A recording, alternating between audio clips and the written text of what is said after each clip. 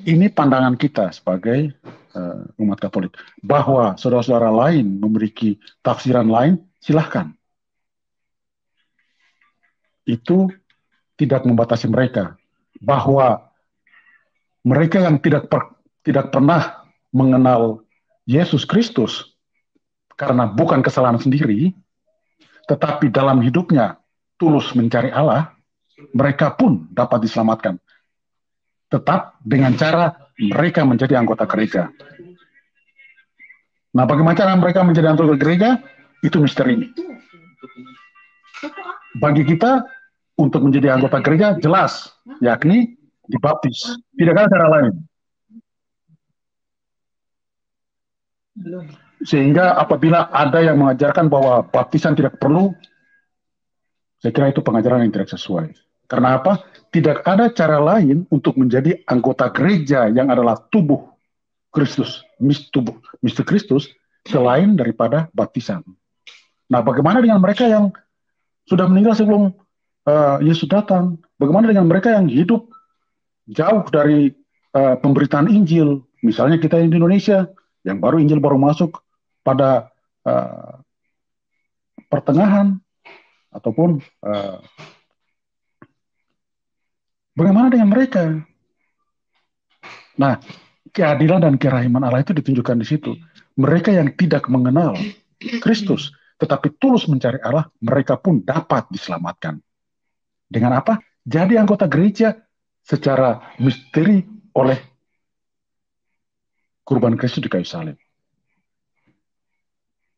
Tetapi untuk yang nyata, itu baptisan. Nah, sama halnya juga dengan mereka yang umat perjanjian, dalam hal ini bangsa Israel. Mereka juga disatukan ke dalam pokok anggur Yesus Kristus. Tidak ada di luar pokok itu orang bisa selamat. Bagaimana caranya? Secara misteri, kuasa kematian, kebangkitan, Yesus menyelamatkan itu. Contoh yang paling sederhana, pada waktu disalibkan, ada penyamun, dia hanya meminta belas kasihan, dan Yesus mengatakan, hari ini juga engkau bersama denganku di Firdaus. Dia tidak dibaptis. Tapi bagaimana caranya? Itu misteri yang menjadi otoritas kewenangan Kristus sendiri. Tetapi kita meyakini bahwa semuanya itu digabungkan dalam satu gereja. Gereja yang mistik tadi itu. Yang secara kelihatan di bumi, itu adalah gereja Katolik. Itu yang kita yakini. Nah, yang tidak kelihatan tadi, mereka yang sudah bahagia di surga, mereka yang masih menderita di api pencucian, dan mereka-mereka yang tadinya tidak mengenal Kristus tanpa kesalahan sendiri, tetapi tulus mengikuti apa yang sudah terpatri dalam hati manusia, sebagaimana yang dikatakan bahwa 10 perintah Allah itu juga akan menjadi terpatri dalam hati manusia, itulah yang akan menuntun mereka. Mereka akan disatukan ke dalam gereja Kristus itu sendiri oleh otoritas secara misteri oleh Yesus sendiri melalui wafat kebangkitan Kristus. Itu tidak lepas dari itu.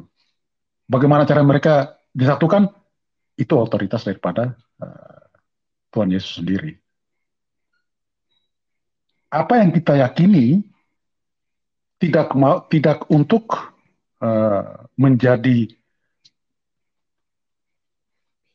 berbesar hati, berbangga diri atau bermegah diri bahwa kita umat gereja Katolik pasti selamat. Sabar dulu. Justru kita dituntut lebih keras. Karena Konsili Vatikan kedua sudah mengatakan itu.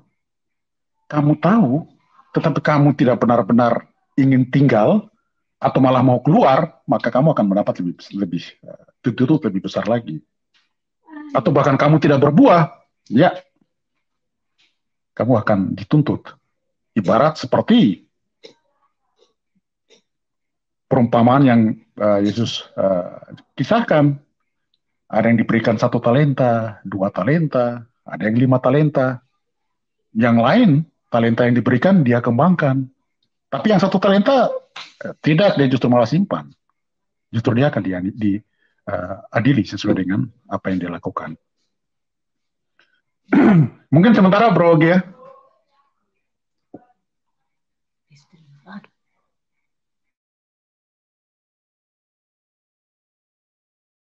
Oke, terima kasih Pak Ivan penjelasannya. Eh, Terkait tadi yang sudah disampaikan Pak Ivan, saya sangat senang karena sudah dilanjutkan ya. Meskipun ada beberapa tadi yang apa namanya yang belum saya ungkapkan. Ya, oke. Kemudian saya memberi waktu kalau ada yang mau disampaikan oleh Pak Suto sebelum saya menyampaikan juga. Silakan Pak Suto. Mungkin ada yang mau ditambahkan, disampaikan. Atau Pak tanpa dosa, ada yang mau disampaikan? Berkat dalam Ya, berkah dalam Pak, ini, silakan Pak. ini ya. Saya hanya pengen menghimbau sama saudara-saudara kita lah yang non-Katolik. Anda tidak mempercayai akan sejarah gereja. Anda tidak mempercayai apostolik. Anda tidak mempercayai bapak-bapak gereja. Lebih baik Anda mendengar, tidak usah mengajarkan ajaran gereja, ajaran sejarah gereja yang saya maksud. Karena itu akan berlawanan dengan nurani dan ajaran Anda. Jadi lebih bagus ajarkanlah apa yang diperintahkan oleh dominasi Anda. Apa yang jadi ajaran-ajaran yang Anda percayain, ajarkanlah. Jadi jangan nyebrang pagar. Anda tidak mempunyai literatur yang lengkap dan tidak mempunyai catatan-catatan sejarah gereja. Karena di gereja Anda tidak mempercayai akan sejarah gereja. Jadi jangan coba-coba untuk mengajarkan. Pasti miss. Karena Anda menceritakan mau ngambil dari mana data. Beda dengan ajaran Katolik. Kalau ajaran Katolik, sejarah gereja memang dipercayai. Budaya-budaya awal tetap dipercayain. Yang tidak tercatat di dalam Alkitab, itu akan digali dan teliti kebenarannya. Begitu sudah kebenarannya secara pasti, baru diajarkan.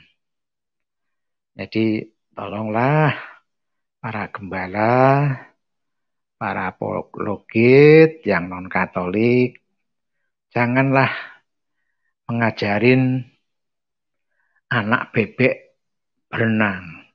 Meskipun toh Anda yang menjadi ayam yang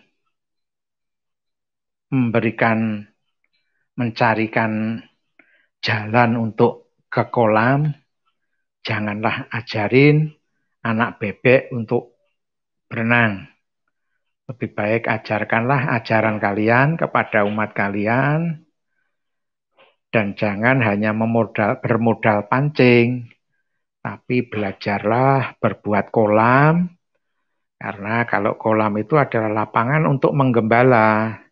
Kalau bermodal pancing, kalian hanya mengambil domba-domba dari punya orang lain. Jadi tolong perhatikan, nggak usahlah ngajarin sejarah kepada orang Katolik. Lebih bagus ajaran-ajaran kalian yang percayainlah ajarkan kepada domba-domba kalian. Dari saya itu aja.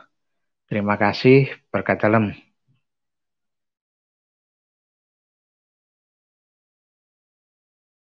Oke Pak Suto, terima kasih. Saya tadi karena sudah disinggung oleh Pak Ivan tadi, saya berencana untuk menyinggung apa yang disampaikan di video tanpa ragi.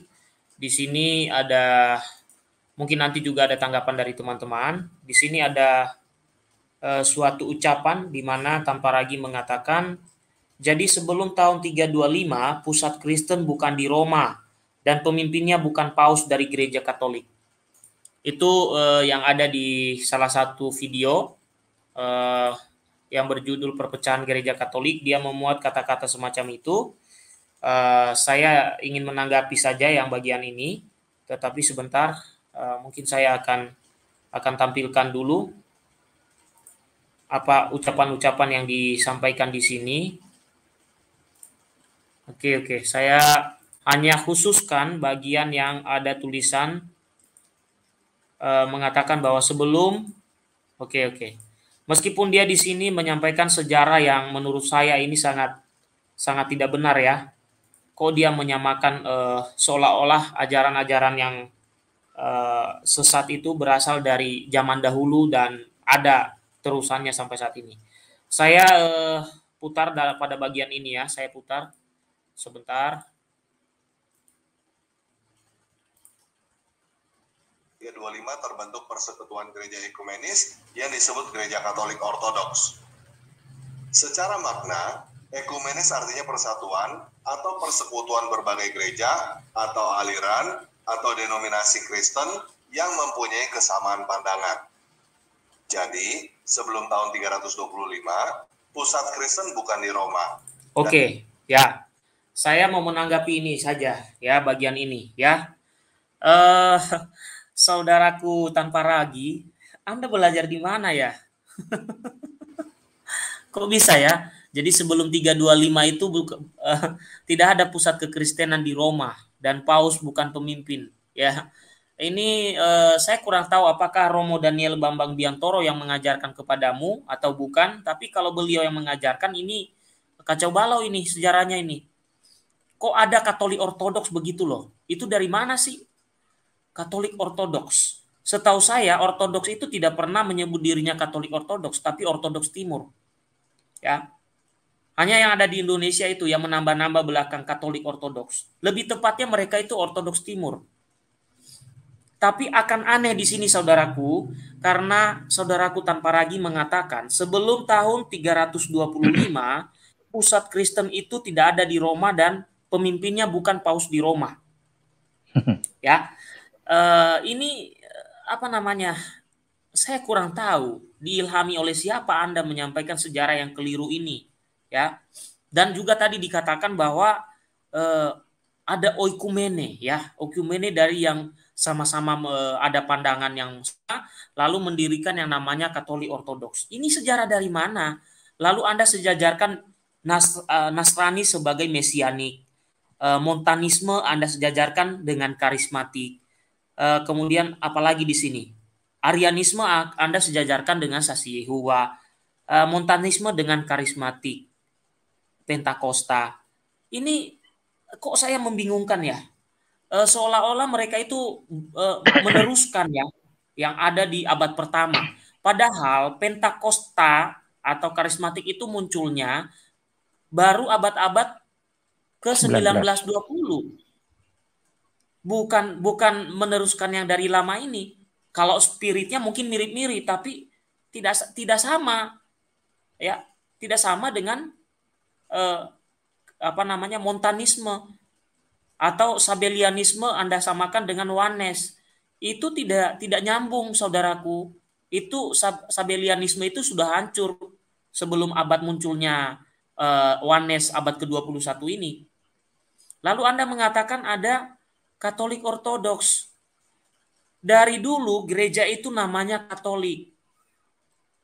Ya, dari dulu namanya Katolik. Sehingga kalau Anda mau fair ya, dalam Konsili Nikea saudaraku, pada bagian terakhir itu aku percaya akan gereja Katolik Apostol. Aku percaya akan gereja satu, kudus, Katolik dan Apostolik. Tidak ada Ortodoks diisi Nikea Konstantinopel itu, adanya Katolik. Karena apa?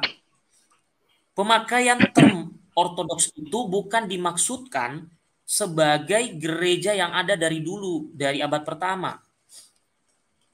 Malah Anda keliru di sini mengatakan sebelum tahun 325 pusat Kristen bukan di Roma.